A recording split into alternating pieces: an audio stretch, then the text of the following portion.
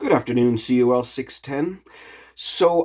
After struggling with trying to figure out a way to write this down, I decided to be able to make you a short video to try to explain to you how I would like this activity to go down. So initially, it was supposed to be a group activity, which is a great thing to do to get you guys working together when we're all in a class. But once again, that isn't really an option.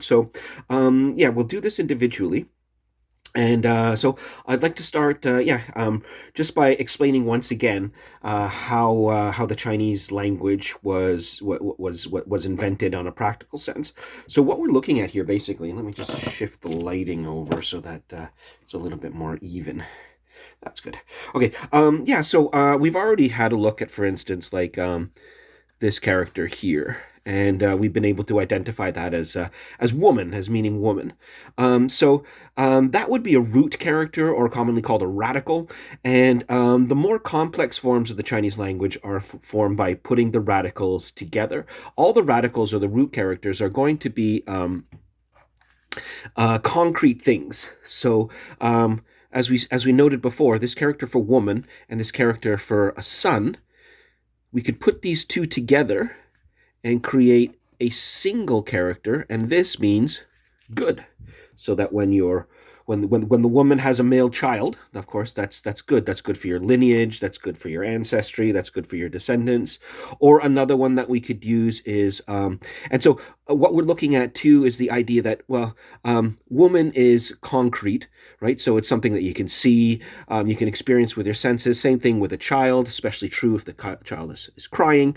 But of course, how do you draw something like good? Good is a little bit abstract. You can't point at something and that just arbitrarily means good. So within this tells us something about the Chinese culture, of course, the idea that a male child is quite desirable. And then another example that we looked at before too was this idea that you put a roof over the woman and the woman is safe. So this character is safe. That's another thing where it's like this adjective, safe, becomes a little bit more difficult. So what I would like you guys to be able to do for the creation of this project is to come up with a bunch of radicals or root characters of your own. So things that would be concrete, so things that you can smell, taste, hear, etc. And then come up with a few of them. Here I'm going to come up with, so this is bread, this is glasses, and this is chicken. It's a thigh bone. And what else? A bicycle. Okay, now these are all, if you wanted to make these all radicals as concrete characters, then we could put them together in some way. So what you would like to be able to do, and finally, is that you would be able to show us just a couple of good ones like this, and then try to be able to put them together. Here, if we go with this one should be easy. So we've got the bread, and we've got the chicken inside, so that could be a chicken sandwich. That's pretty easy. But how about something like this, right? So we've got the glasses. And then if we go back to the idea of like the chicken again, so the glasses plus the chicken, in an abstract way, what we could say is you're looking at the world through a chicken lens, and a chicken is a common symbol of a coward.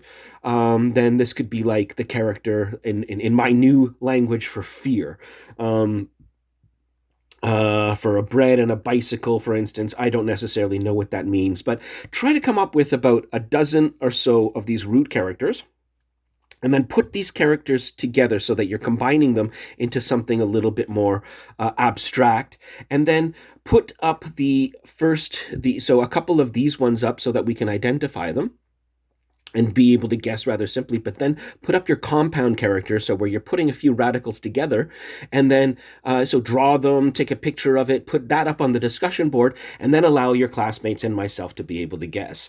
And hopefully that's clear, and we can have a little bit of fun trying to be able to figure out what it is that you guys come up with. Looking forward to it. All right, bye now.